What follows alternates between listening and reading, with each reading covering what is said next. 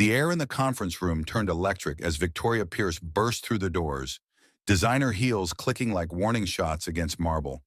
5-inch stilettos, a handbag worth more than most people's monthly salary, and rage burning in her eyes. "You think you can just erase me?" She spat at the pregnant woman sitting calmly at the table. Eleanor Morgan didn't flinch, rising slowly, one protective hand on her baby bump. She faced her husband's mistress with glacial composure. "You sent me a bill," Eleanor said, voice steady as steel, "for massages, dinners, and your time. You dared to put a price on betrayal and deliver it to the woman carrying his child." Victoria's confidence faltered as Eleanor delivered the words that would change everything. "You're not a threat, you're noise, and I no longer listen to noise." What happened next shocked Boston's elite society to its core. If you're ready to discover how one woman turned humiliation into a multi-million-dollar victory, hit that like button and subscribe now for more incredible true stories of betrayal, revenge, and redemption. They say every marriage holds secrets, but Eleanor Morgan never imagined hers would nearly destroy her, especially while carrying her first child. Married to billionaire investor Jonathan Reynolds, she believed her love story resembled a fairy tale charity gullis, private jets, a historic mansion overlooking Boston Harbor. But beneath the glittering surface brewed a betrayal so brazen it arrived with a financial invoice. The audacity. It wasn't from her husband.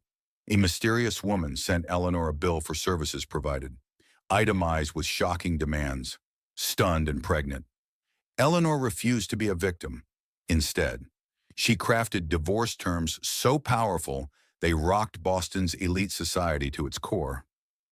Eleanor Morgan first met Jonathan Reynolds at a charity auction for the Boston Symphony Orchestra.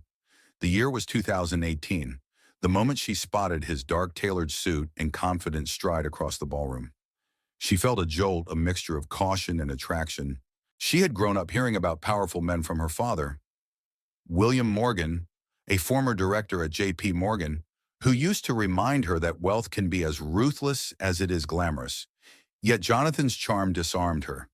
He didn't just seem wealthy, he seemed genuinely passionate about the arts, about philanthropy, about living a life of meaning. His eyes crinkled when he laughed, and when he bid $50,000 for a painting that night, he immediately donated it back to be auctioned again. "Beauty should circulate," he told her when they finally spoke, champagne flutes in hand. "Like money, neither does much good sitting still." At first glance, their life together looked plucked from a storybook. They traveled to Europe every summer, explored hidden architectural gems, and built a philanthropic foundation aimed at supporting veterans' mental health programs. Eleanor, an accomplished interior designer, had her own thriving business, establishing herself as the go-to decorator for boutique hotels in New England. As a power couple, they often shared front-page features in lifestyle magazines. Their Beacon Hill mansion boasted original hardwood floors, floor-to-ceiling bookshelves in the library, and an elevator that glided through 4 floors of meticulously designed spaces. They hosted charity balls complete with celebrity guest lists. Raising millions for causes dear to them, the public saw them as unstoppable, the epitome of a modern altruistic duo, beautiful, brilliant, and generous behind the scenes. Though it wasn't all gleam, the seeds of resentment had begun to sprout the moment Jonathan's investment fund soared to new heights after securing backing from the Rothman family of Switzerland. As his business empire expanded, so did his ego. Meetings late into the night, lavish parties with potential investors, and whispered phone calls started to erode the closeness they once cherished. Eleanor sensed shifts in Jonathan's behavior, unexplained getaways, dinner cancellations, fleeting messages on his phone that he'd quickly hide. But Eleanor believed in second chances, in conversation over confrontation. She also believed that life was cyclical, times of closeness and distance came in waves. Unaware that a storm of betrayal was brewing just beyond her horizon, Eleanor tried to keep her trust intact, focusing on her interior design projects and the exciting news that she was finally pregnant after 2 years of trying. Eleanor grew up in a comfortable suburb outside of Philadelphia. Her father, William Morgan, served as an executive director at J.P. Morgan for nearly 3 decades. From an early age, she absorbed the language of high finance. Her father would bring home annual reports and talk about the power of compound interest and the dangers of over-leveraging. It was also at the dinner table where she first learned about the pitfalls of greed and the price one pays when ambition becomes obsession. Money doesn't change people, Ellie, her father would say. It just amplifies who they already are. By the time she met Jonathan Reynolds at that Boston Symphony auction, Eleanor was already a well-regarded interior designer. She had turned a modest inheritance from her grandmother into a small fortune by renovating and flipping undervalued brownstones in emerging Boston neighborhoods. Her well-earned confidence and thorough financial knowledge ensured she was never overshadowed by wealthy suitors. Jonathan's background, meanwhile, was more silver-spooned, born into old money aristocracy in Philadelphia. He attended St. Paul's before heading to Princeton. Yet what set him apart, at least in the beginning, was his ability to empathize. He did not fit the cliché of a spoiled trust fund brat. As Eleanor got to know Jonathan, she found a man who spoke passionately about social responsibility and veteran support initiatives. He created an investment fund that, according to him, prioritized ethical investments in renewable energy and technology aimed at improving society. The early days of their courtship were magical. They explored the Isabella Stewart Gardner Museum hand in hand, discussing art from the Renaissance era, then grabbed late-night lobster rolls in Cambridge to keep it real, as Jonathan liked to say. Sundays were reserved for volunteer work at a veterans rehabilitation center, an activity Jonathan insisted they do to stay connected to the community. When Jonathan proposed a year later, it was on a sailboat in Nantucket Sound, the ring of vintage emerald-cut diamond, a family heirloom passed down from his grandmother. "We'll do incredible things together," Jonathan whispered into her ear. She believed him wholeheartedly. During these early years, Eleanor never doubted his sincerity. If Jonathan needed more hours at the office, she assumed it was for the fund's philanthropic goals.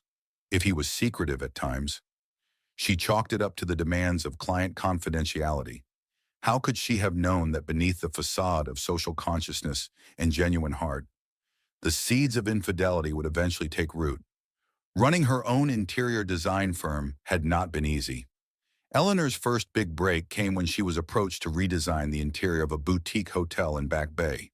She spent months curating artisanal light fixtures, sourcing reclaimed wood for accent walls, and designing custom furniture that seamlessly blended comfort with minimalist aesthetics. The project earned her a feature in Architectural Digest, catapulting her into Boston's elite design circle. Eleanor soon expanded her portfolio, taking on high-profile clients. She balanced artistic vision with commercial viability, her skill lying in the ability to interpret her clients' personalities into living spaces. Rich colors and subtle textures became her signature. She believed that a home should tell a story about the people who lived there, one of warmth, openness, and the life experiences they cherished. This philosophy extended into her personal life. Eleanor was a giver, always placing others first.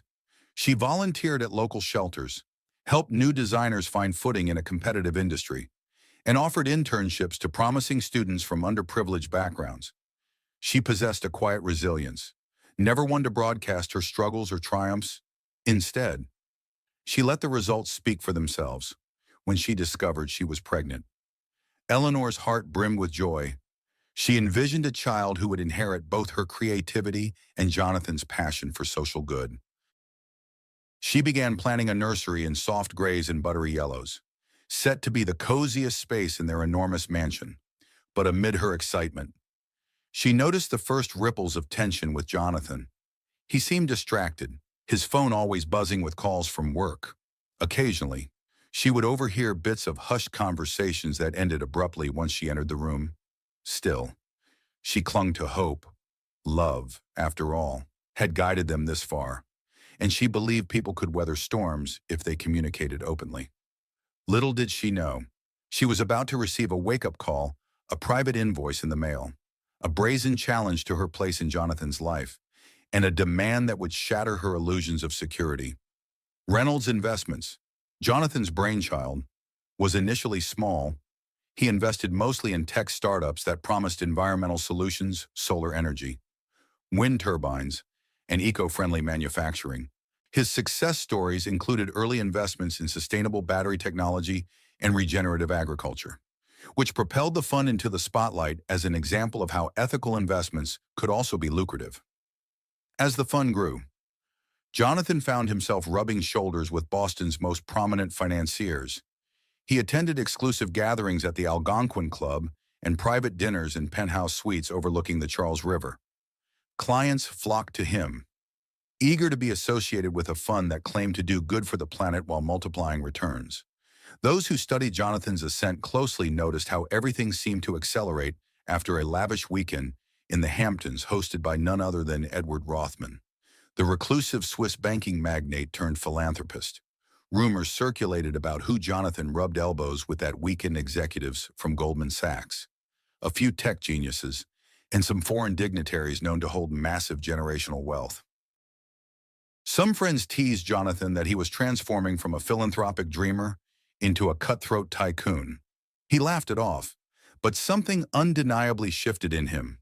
He started wearing bespoke suits from Savile Row, arrived at charity galas in a chauffeur-driven Bentley, and increasingly prized the image of success. It was as though he believed the appearance of virtue was as important, if not more so, than actual virtue. Eleanor noticed these changes. In the past, Jonathan had spoken passionately about supporting veterans struggling with PTSD. Now, he was too busy managing new deals to attend the foundation meetings. He insisted that a thriving investment fund would allow them to give more. "We're playing the long game," he'd say with a charming smile. But after each new infusion of capital, Jonathan seemed more restless. Phone calls lingered late into the night, often behind closed doors. Eleanor could sense an invisible wall erecting between them. When she tried to get his attention mentioning new designs, philanthropic initiatives, even her doctor's appointments, his replies were absent-minded and perfunctory. Despite her growing concerns, she hoped it was a phase.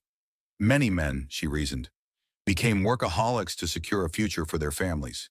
And with her pregnancy, perhaps Jonathan felt added pressure to expand their wealth. But those suspicions about him having secrets, whatever they were, gnawed at her. A persistent whisper in the back of her mind that refused to be silenced. A few months into her pregnancy, Eleanor started noticing anomalies that went beyond mere busyness. On Jonathan's nights out, supposedly spent with venture capitalists, he would come home with a faint trace of perfume, floral notes she had never owned. When Eleanor asked about it, he laughed it off. "You know how parties are," he said. "People hug. Your suit picks up 1,000 cents. Eleanor tried to brush it aside, but more clues surfaced: phone calls at odd hours that Jonathan would abruptly dismiss as wrong numbers. Suspicious credit card charges at a spa in the Seaport District on nights he claimed to be at the office. Plus the occasional text message from unfamiliar names, women she had never heard of. Jonathan's excuses stacked up. The tension seeped into every corner of their relationship. Their once lively breakfast chats turned into stiff, polite conversations about schedules and surface matters, no deeper connection. No spontaneous laughter. At times, Jonathan looked at her belly as though it was both a blessing and a burden. One evening, as Eleanor worked late on a new design proposal, she discovered Jonathan had left his iPad open on the kitchen counter. A message appeared, the preview reading, "Miss me already." She felt a surge of panic before she could unlock the device. Jonathan swooped in, snatched it, and wore a guarded expression. "Work stuff," he muttered. Eleanor's chest tightened. She felt her baby kick as if sensing her anxiety. That same night, she confronted Jonathan calmly. "If there's something you need to tell me, let's talk. We have a child on the way. We owe it to each other to be honest."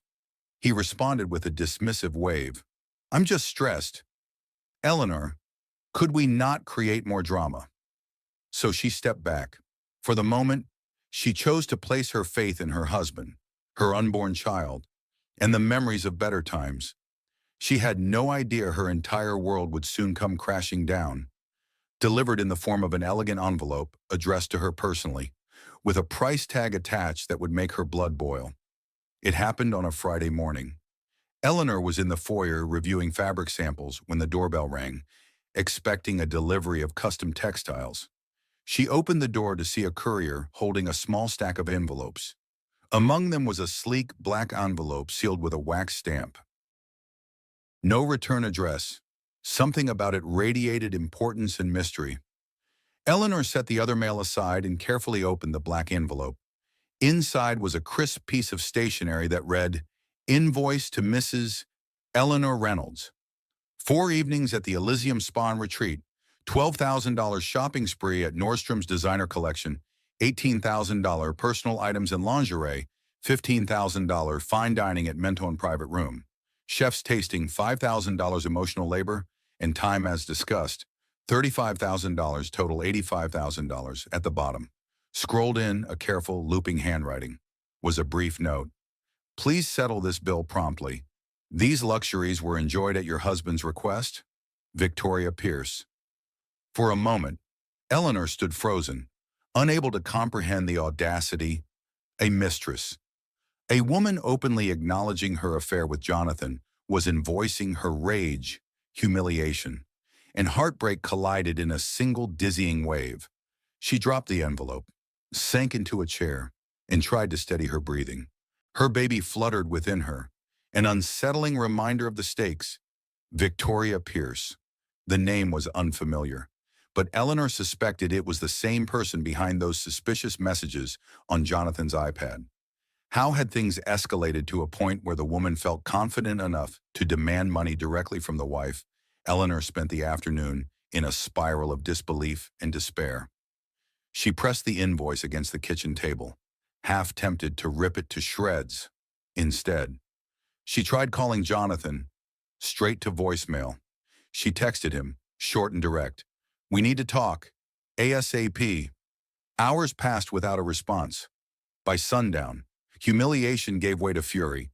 How dare Victoria treat her like a business partner who simply owed her a cut of Jonathan's extravagances? How dare Jonathan remain silent? Eleanor began drafting a plan in her head, one that would safeguard her unborn child and ensure that she would never again be at the mercy of anyone's betrayal. The mistress wanted a bill settled. Eleanor would respond with something far more drastic: divorce terms that no one in their right mind would dare dismiss. Jonathan finally walked through the door at around 10:00 that night, reeking of cologne and exhaustion. Eleanor waited in the living room, the black envelope perched ominously on the coffee table. The moment he saw it, his face paled. He tried to mask his panic behind a forced smile. But Eleanor's glacial stare told him that no charade would work this time. She held up the invoice. "Want to explain this?" Her voice was low, almost calm, which unnerved Jonathan more than any outburst would have. He stammered, "It's not what you think." But the words rang hollow in the silent room. "Jonathan," Eleanor said, her voice quivering just enough to betray the emotional storm within. "I've tolerated late nights, suspicious phone calls, and secrets. But now this woman, Victoria Pierce, has crossed a line. She sent me a bill for being your mistress. That's beyond humiliation. That's cruelty." Jonathan sank into an armchair. For a moment, he covered his face with his hands. When he finally looked up, Eleanor saw a glimpse of guilt overshadowed by desperation. "Victoria," he swallowed hard. She was an investor contact. One thing led to another. It was a mistake. Eleanor held up a hand. "Stop. I don't need every sordid detail." She took a trembling breath. "What I need is respect, honesty, and space to think." He tried to move closer, to take her hand, but she pulled away. "Eleanor, I love you." "No, you don't," she said sharply. "No more empty words." She pressed a protective hand against her belly.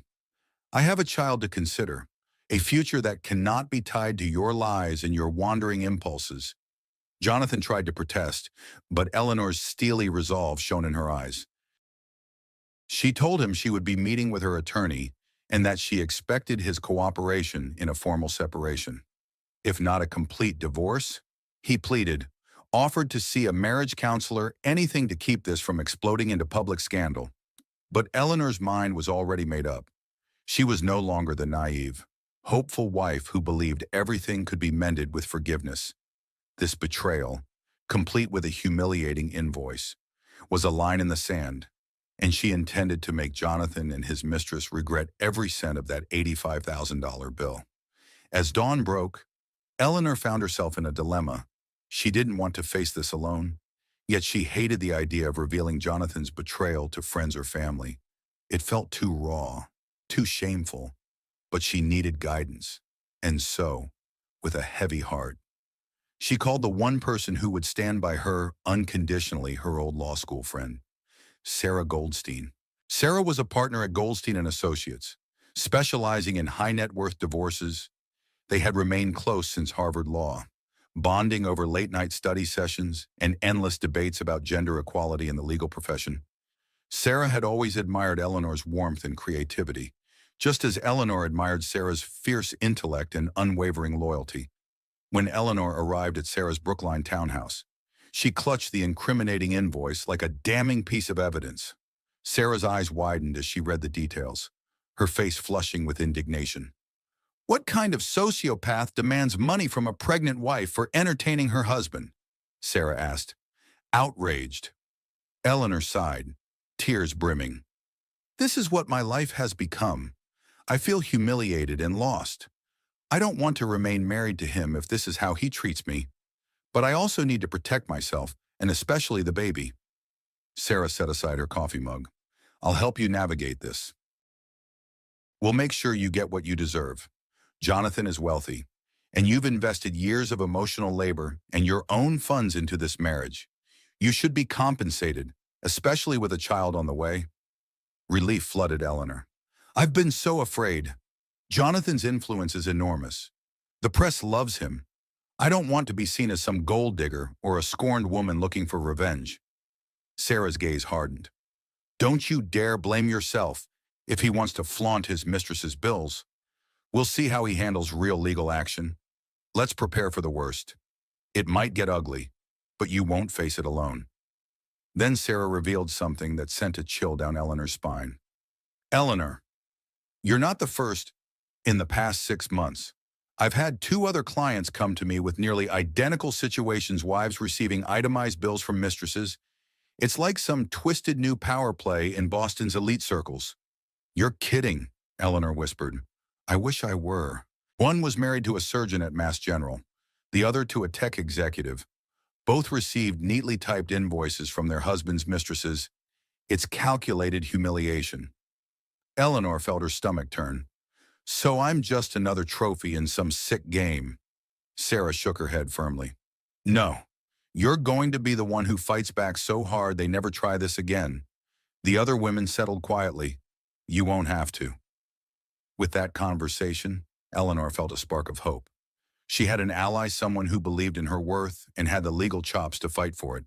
The next move was to draft a set of divorce terms so formidable that Victoria's petty invoice would look like spare change in comparison. That night, back at the Beacon Hill mansion, Eleanor experienced a sharp pain in her abdomen. She noticed spotting a small amount of blood that sent fear coursing through her. The emergency room doctor assured her the baby was fine, but warned her about stress. Your blood pressure is concerning, Mrs. Reynolds. At 5 months pregnant, you need to minimize stress. Is there something going on at home? Eleanor fought back tears. I'm handling some personal matters. The doctor gave her a knowing look. Whatever it is, it can wait. Your baby can't. Those words cemented Eleanor's resolve. This wasn't just about her pride anymore. It was about protecting the innocent life growing inside her. She would not allow Jonathan's betrayal to harm their child. Days passed as Sarah and Eleanor meticulously prepared the divorce papers. They combed through Jonathan's assets, from his shares in renewable energy companies to real estate holdings in Boston, New York, and even a small horse farm in Vermont. It was a painstaking process, but each detail added another brick to Eleanor's protective wall. During this time, Jonathan vacillated between begging forgiveness and lashing out. He bombarded Eleanor with frantic calls, alternately promising to end things with Victoria and accusing Eleanor of overreacting. Her silence only fueled his desperation, but the mistress, Victoria Pierce, had other plans. She was about to make her move, determined to ensure she wasn't dismissed as a fling. One morning, Eleanor awoke to a flurry of missed calls from unknown numbers. Confused, she checked her voicemail. "Mrs. Reynolds, we're reporters from the Boston Herald. We'd love a comment on the rumor that your husband might be leaving you for Miss Pierce." Her heart raced as she realized Victoria had leaked the affair to the press. Within hours, paparazzi swarmed her townhouse, snapping photos of Eleanor with her baby bump, shouting questions about the woman who sent you a bill. Panicked, Eleanor called Sarah, who advised her to stay indoors and not respond publicly. "Any statement now could be twisted," Sarah cautioned. "Let's finalize the divorce terms first." Chummersharm. But Victoria wasn't done. She posted cryptic photos on social media, hinting at a luxurious lifestyle: spa visits, helicopter rides, lavish dinners. In one particularly brazen post, she wore a diamond bracelet that Eleanor recognized as Jonathan's gift during their first anniversary trip to Paris. The caption read, "When he knows how to keep a woman happy." Eleanor's fury threatened to consume her. This woman's audacity was unrelenting. She was not simply content with an affair. She craved publicity, as though flaunting her conquest of a billionaire husband was a twisted badge of honor. While Jonathan tried to contain the media fallout, Eleanor focused on her unborn child. She felt the baby's kicks more frequently now, a constant reminder that she wasn't just fighting for herself. She was fighting for a secure future for her little one, free from the toxic betrayal that had marred the family's foundations. The tension surged to a boiling point. If Victoria thought she could manipulate the narrative and paint Eleanor as a hapless victim, she had underestimated the strength and cunning of the woman she had so brazenly provoked. The phone refused to stop ringing: journalists, bloggers, even former acquaintances looking for gossip. Everyone seemed ravenous for a scoop. Eleanor leaned against her kitchen counter, trying to steady her breath. Jonathan had left frantic messages. "Don't do this. Eleanor, we can weather the storm. I'll cut Victoria out of my life." But a single glance at the black envelope pinned to her fridge reminded her why she couldn't stay silent any longer. She grabbed her keys and left the townhouse. Escorted by a private security guard Sarah had arranged to keep paparazzi at bay. Her destination was the offices of Goldstein and Associates, where she would finalize her decision to file for divorce. Once inside Sarah's glass-walled conference room, she was greeted by towering stacks of documents. "This is it, then, the official separation," she said softly. Sarah placed a reassuring hand on Eleanor's shoulder. "I know it's overwhelming, but we've made sure every detail is covered. Spousal support, child support, property division, you name it." Eleanor nodded, flipping through the pages. Her eyes landed on the settlement figure, an amount so staggering it seemed surreal.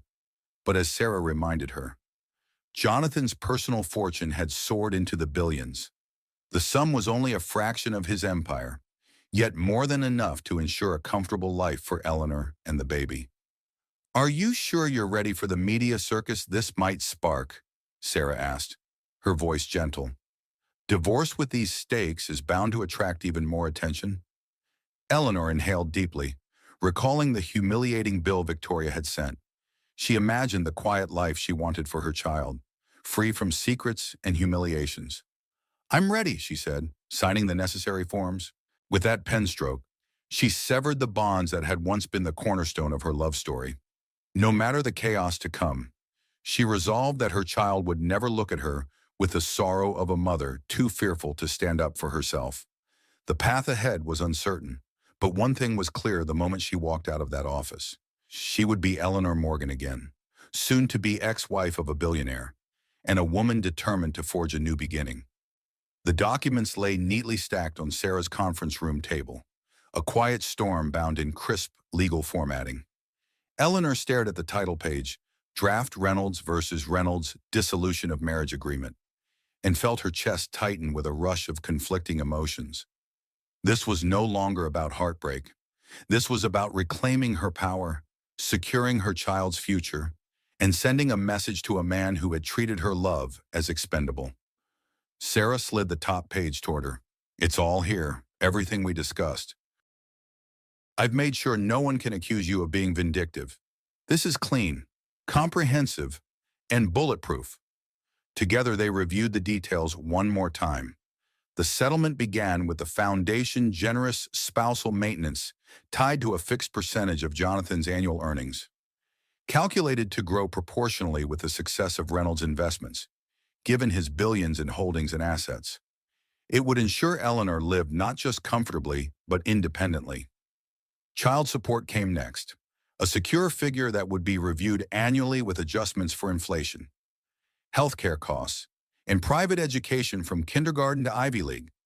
Sarah had even included contingencies full coverage for a nanny, prenatal and postnatal care, and a clause that Jonathan would be legally responsible for any emergency medical expenses for both mother and child, no matter the cost. Then came the trust fund. Your child, Sarah said softly, will have full access to a $30 million trust by age 25. You'll manage it as guardian until then. No interference. Eleanor nodded, feeling the protective mother in her rising. He or she wouldn't grow up wondering if they were worthy. Real estate was next. Eleanor would retain full ownership of the Cape Cod Estate Historic, sprawling and quietly luxurious. It wasn't just property, it was legacy, and she would make sure it became a haven of stability for her child. The Beacon Hill mansion, their former marital home, would be liquidated. The proceeds would be split. But only after Eleanor received a payout for the renovations and interior design work she had done herself her own touch.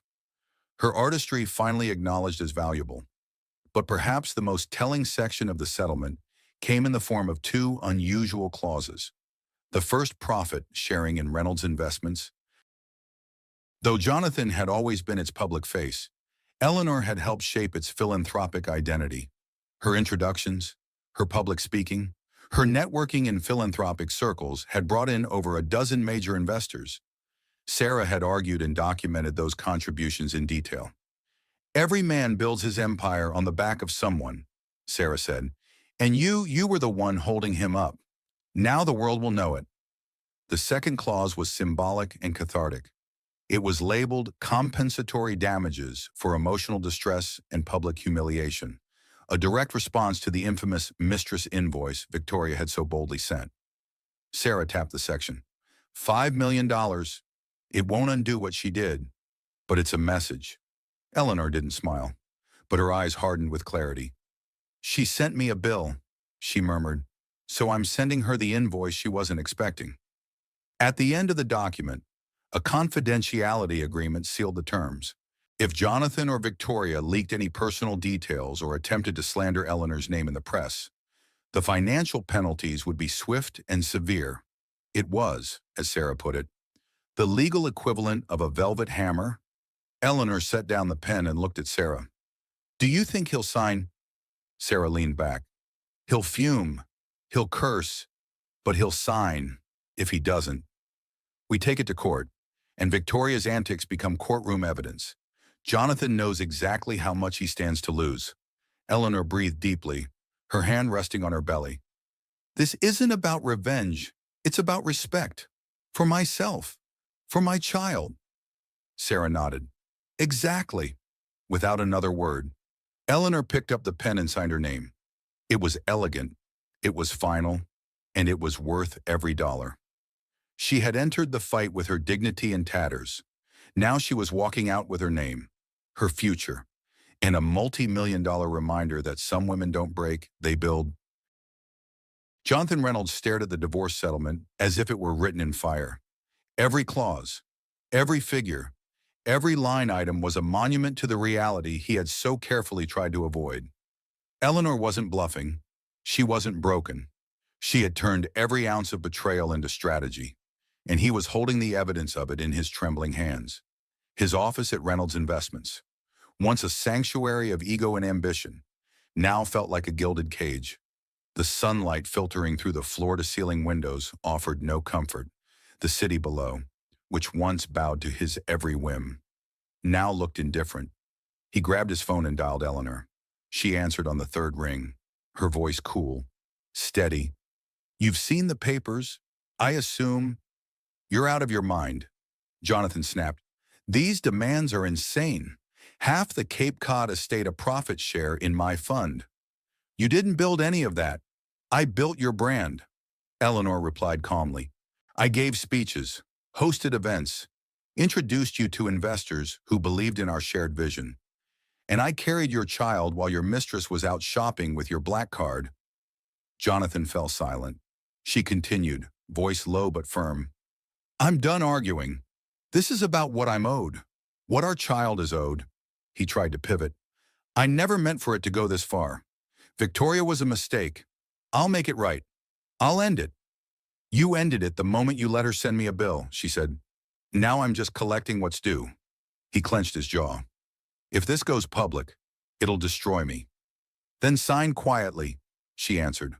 "Or drag it out and let the world watch." The call ended. Jonathan hurled the phone across the room. It hit the glass wall with a sharp crack, but didn't shatter. Just like Eleanor.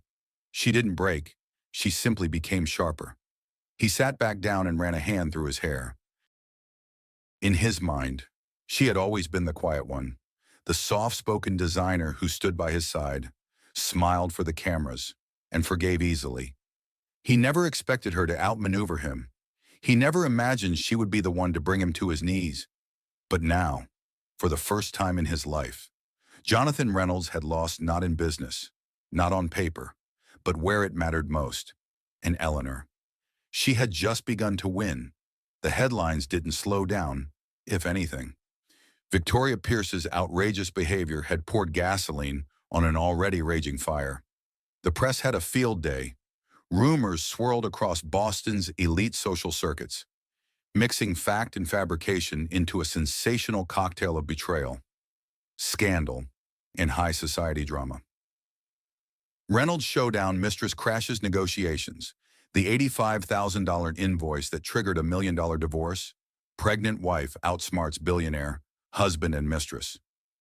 Eleanor didn't bother reading most of it. She stayed focused.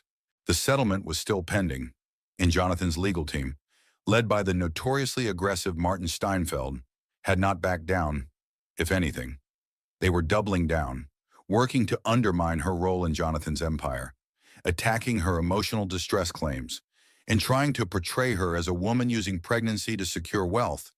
It was a ruthless strategy, but Sarah had anticipated every move. While Steinfeld launched his offensive, Sarah went on the defensive and then the offensive of her own, through a calculated anonymous leak to a reputable gossip columnist. A key piece of the narrative hit the media like lightning: the original invoice Victoria had sent to Eleanor. Public opinion, which had been somewhat divided, swung sharply in Eleanor's favor. The image of a pregnant woman receiving a demand for spa bills and emotional labor from her husband's mistress sent shockwaves through society. Victoria Pierce quickly became a cautionary tale, lampooned online, mocked on talk shows, and widely seen as a greedy opportunist who had overplayed her hand. She actually sent a bill.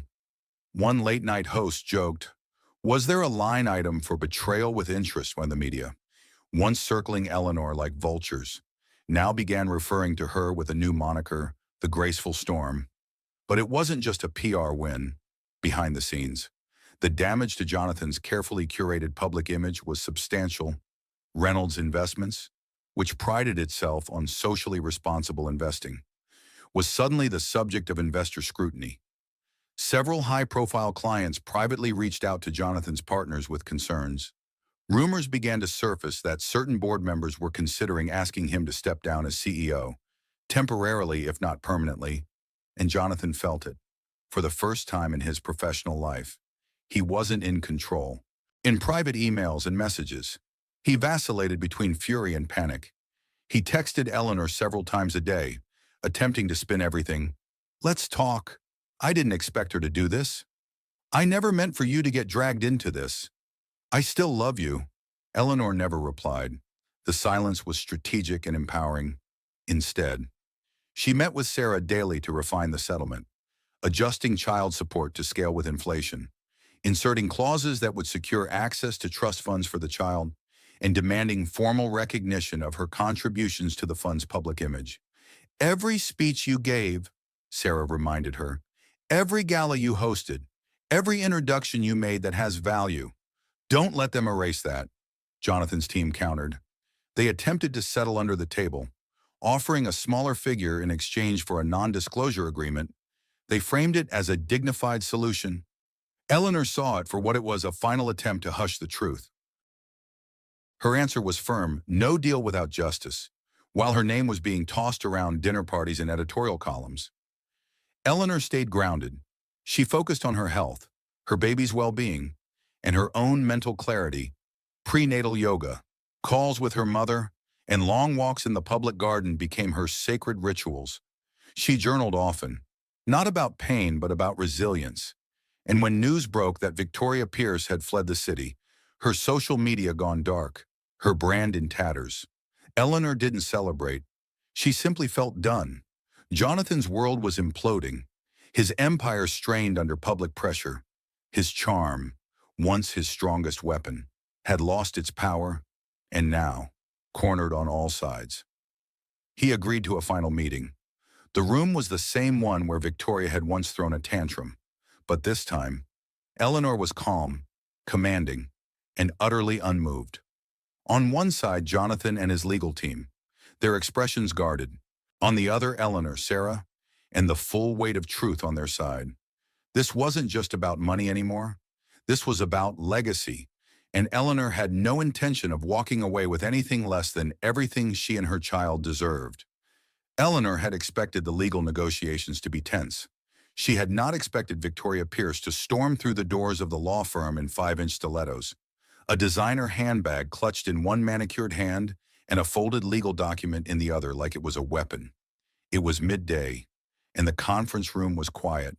On one side sat Eleanor, Sarah, and a composed junior associate. On the other, Jonathan and his lawyer, Martin Steinfeld, who had been carefully reviewing the final draft of the divorce settlement. That delicate calm shattered when the door burst open. "You think you can just erase me?" Victoria's voice sliced through the air, shrill and furious. Everyone turned. "Victoria, this is a private," Steinfeld began, rising from his seat. She ignored him and marched straight to Eleanor, her heels clicking with sharp finality. "Mrs. Reynolds," she sneered, "you have no idea what's coming. Christian made promises. I was there for him when he needed someone. I deserve to be compensated." Eleanor didn't flinch. She sat tall, her baby bump visible beneath her cream-knit dress, her face an unreadable mask of calm. "Compensated?" Eleanor asked softly, as though tasting the word. "Yes," Victoria snapped, waving the letter in her hand. "I have a statement from my lawyer. I've been threatened, silenced, and now you want to walk away with everything like I was never part of it." Jonathan rose then, his expression a mix of panic and disbelief. "Victoria, stop. We've already talked about this. You weren't supposed to—" "Oh, I'm done waiting," she snapped at him, turning back to Eleanor. "I won't be erased. I was with him for months while you were playing perfect wife. I was the one keeping him sane. You think you're the victim? Please. This world doesn't reward women who play it safe. It rewards women who fight." Sarah stood now, placing herself subtly between Eleanor and the raging woman. "You're trespassing, Miss Pierce, and from what I can tell, you've just attempted to issue a demand under threat. On record." Victoria rolled her eyes. "Oh, spare me the lawyer routine. You're just mad I spoke first." Eleanor slowly stood, her calm unnerving. She walked past Sarah, past Jonathan, until she stood directly in front of Victoria, close enough to see the sweat beating beneath the woman's flawless foundation. "You sent me a bill," Eleanor said, voice steady, "for massages, for dinners, for time. You dared to put a price on betrayal and deliver it to the woman carrying his child." Victoria's lips parted, but no words came. Eleanor took a small breath. "Let me make something very clear. You are not owed a cent. You were a willing participant in someone else's marriage. And if Jonathan promised you something, take it up with him. But you will never again speak to me. Never send me anything. Never show up in my space. Sarah chimed in. If you do, Ms. Pierce will file for harassment and a restraining order. Jonathan looked like he wanted the floor to swallow him whole. Victoria, leave. Victoria glared at him. You're a coward. He didn't argue. Eleanor continued, her voice now cool and clear. You came here today to prove something, but all you did was confirm what I already knew. You're not a threat. You're noise, and I no longer listen to noise. Victoria's confidence cracked. She turned to Jonathan one last time. Don't think this is over. Then she stormed out, the echo of her heels fading down the hallway. For a long moment, the room was still. Then Sarah let out a slow exhale. Well, that saves us a subpoena. Eleanor sat back down and glanced at Jonathan. He couldn't meet her eyes.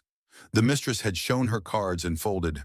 Eleanor, meanwhile, had just proven to everyone in that room that there was only one woman worthy of the Reynolds name, and she had no intention of giving it up quietly. The hospital room was unnervingly quiet. Machines beeped steadily, monitoring Eleanor and the baby as nurses came and went in soft-soled shoes. Jonathan sat in the corner, watching her sleep. He looked smaller now, his usual commanding presence wilted under guilt and exhaustion. The bags under his eyes weren't from stress alone. They were from shame, earlier that morning. A new test had revealed complications with Eleanor's pregnancy. Though the baby's vitals were stable, doctors warned of heightened risk. Bed rest is crucial, the specialist had said firmly, and minimal emotional stress. You're both strong, but your body needs protection now more than ever. Eleanor had nodded, her lips pressed tightly together. She wasn't scared of pain. She had lived with worse. But the possibility of losing her child because of Jonathan's betrayal, that thought was unbearable. Jonathan had lingered at her bedside all day, offering water, fluffing pillows, whispering apologies. Eleanor didn't trust any of it. Still, she allowed him to stay, not out of forgiveness, but because she wanted answers. As dusk fell and the baby's heartbeat echoed gently in the background, she finally asked, "Why?" Jonathan hesitated. She turned her head slowly to face him. No more deflections, no more PR statements. I deserve to know. He looked away for a long moment, then took a slow breath. It wasn't love, he began, voice brittle. It wasn't even lust. At first, it was leverage. Eleanor's brow furrowed. Jonathan swallowed hard. Victoria, she was connected to a group of potential investors. Old money, European banking families. One of them wanted favors, introductions, visibility. Victoria offered access. She played her role. I played mine. You used her to close deals? Eleanor asked, horrified. He nodded miserably. At first, yes, then she got comfortable. She wanted more. I didn't stop it. I thought I could control it, contain it. Eleanor's hand trembled slightly as she touched her belly. And me? What was I, a prop for your public image?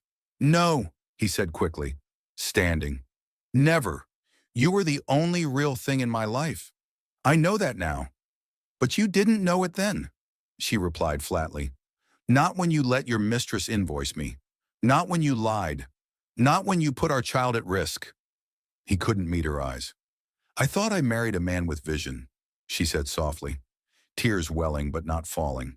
Instead, I married someone who sold his soul for quarterly gains. Jonathan moved closer. Eleanor, I'm so sorry. I'll spend the rest of my life making this right. She looked at him, weary but unwavering.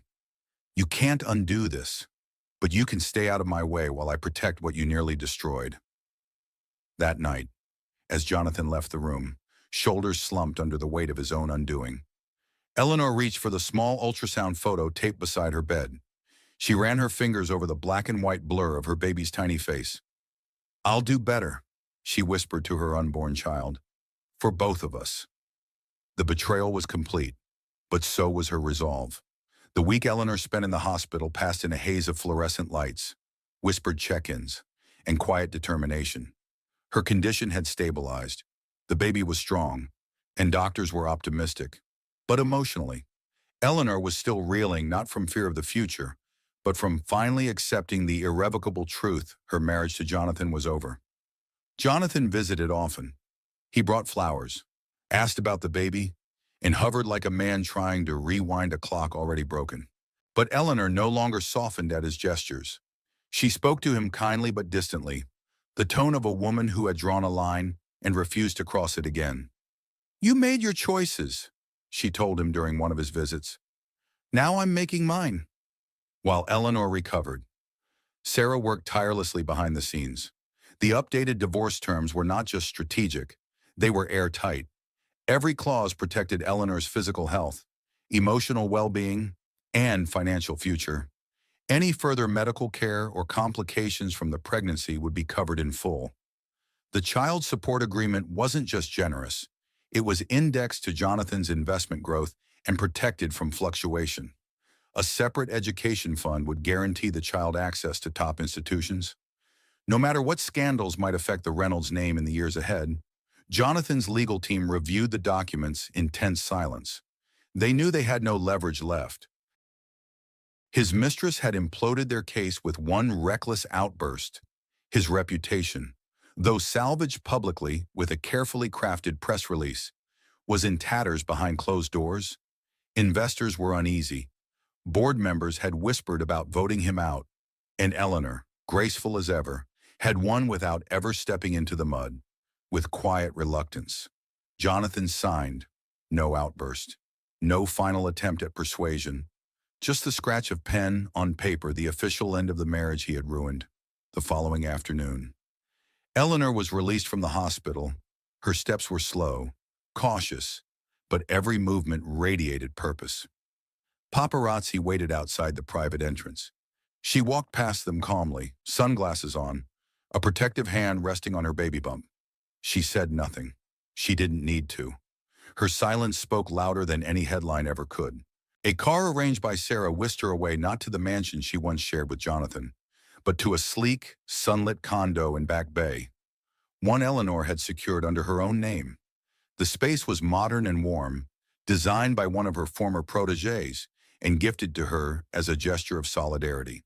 As she stepped inside, something in her exhaled, not relief, not triumph, freedom.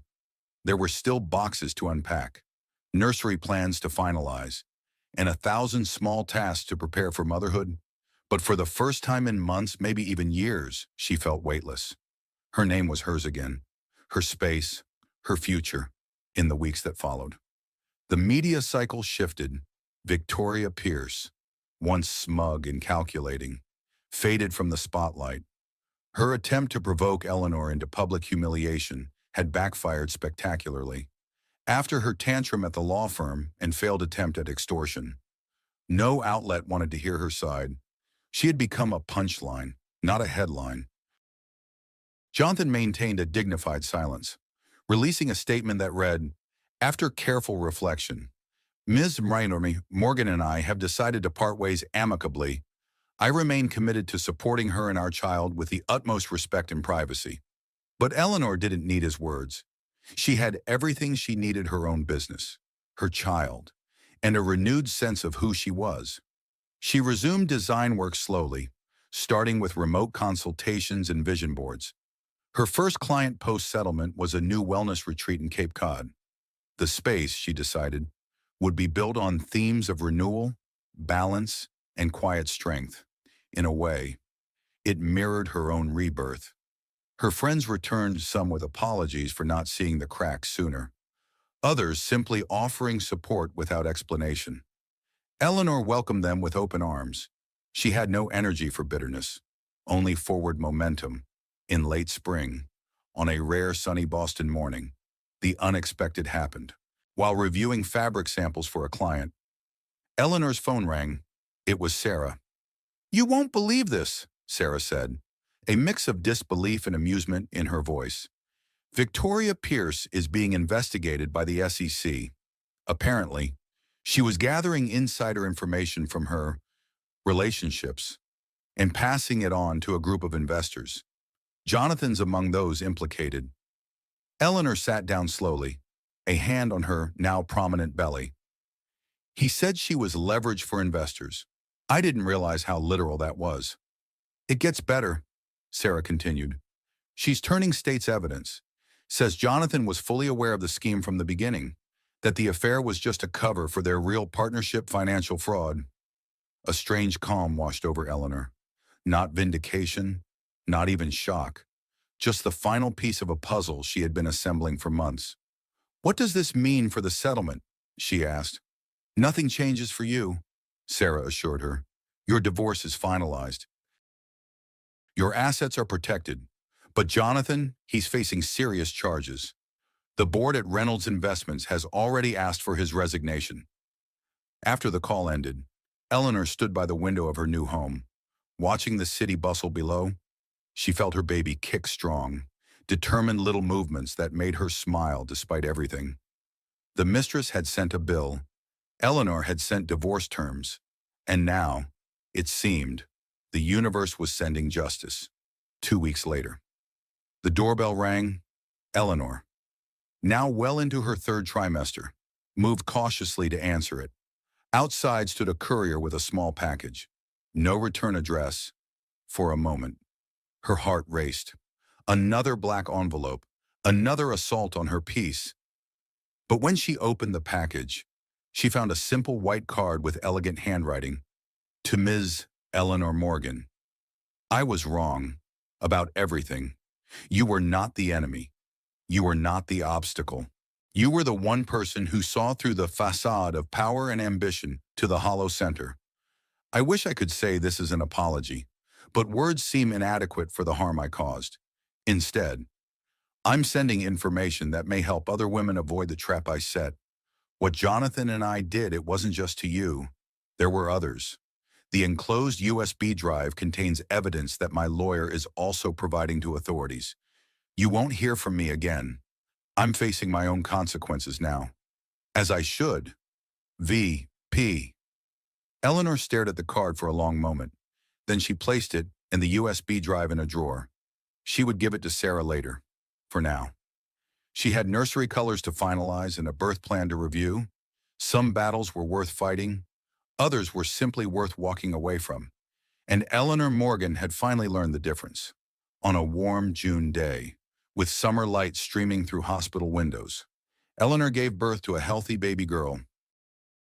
She named her Sophia Wisdom, a reminder of what had carried her through darkness into light. As she held her daughter for the first time, tracing the perfect curve of her cheek, Eleanor felt tears of pure joy. This small being, this miracle of creation, had no idea of the storms that had raged before her arrival. She would know only the calm after, the peace her mother had fought for. Jonathan sent flowers and a request to visit. Eleanor agreed, setting clear boundaries. When he entered the hospital room, his eyes immediately went to the tiny bundle in Eleanor's arms. She's perfect, he whispered. Yes, Eleanor said simply. She is. He stood awkwardly at the foot of the bed, a fallen titan now facing federal charges, his empire crumbling, his reputation in ruins. I wanted to tell you, he said finally, that I've reached a plea deal. Part of it includes liquidating assets to pay fines. I've instructed my lawyers to ensure that your settlement is prioritized. You and Sophia will have everything we agreed to, regardless of what happens to me. Eleanor nodded. It wasn't forgiveness she felt. It was closure. Thank you for that, she said. Sophia deserves security. Can I hold her? He asked, his voice small. Eleanor hesitated, then nodded. As she placed their daughter in his arms, she saw tears in his eyes, perhaps the first genuine emotion she'd seen from him in years. I'll do better, he promised, echoing her own words from months before. For her sake. Eleanor didn't respond. Promises meant little. Actions would tell the real story. Over time, 6 months later. Eleanor sat in her new office in Back Bay. Morgan Designs read the elegant sign on the door. Her company had pivoted, finding an unexpected niche, redesigning spaces for women in transition, divorces, career changes, empty nest moments when women needed their surroundings to reflect their evolution. Business was booming. Her story, now widely known in Boston social circles, had become a different kind of currency, one based on authenticity and resilience rather than wealth and status. Sarah stopped by often, sometimes with legal papers, more often with wine and laughter. They had created a small foundation together, offering grants to women facing similar struggles, pregnant women dealing with betrayal, mothers rebuilding after divorce. They called it the Invoice Project, a reclamation of the very thing that had once been meant to humiliate. As for Victoria Pierce, she had indeed kept her word. After providing evidence that led to several high-profile arrests in the financial sector, she disappeared from public view.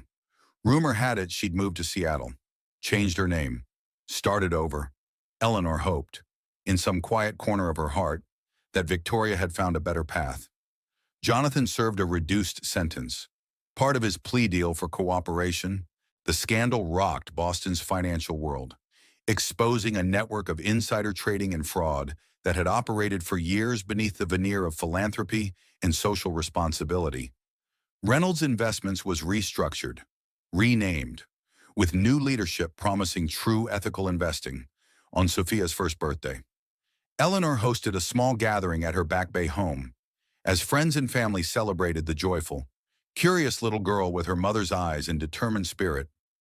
Eleanor caught a glimpse of her own reflection in a window. She barely recognized the woman, looking back stronger, calmer, more certain of her worth than she had ever been. The mistress had sent a bill, expecting Eleanor to crumble under the weight of humiliation. Instead, Eleanor had sent back divorce terms worth millions. Yes, but more importantly, terms that reclaimed her dignity, secured her future, and rewrote her story. As she blew out the single candle on Sophia's cake, helping her daughter's tiny hands with the task, Eleanor made a silent vow. This was the legacy she would pass on. Not wealth, not status, but the unshakable knowledge that when life sends you an invoice for pain, you don't pay it, you transform it.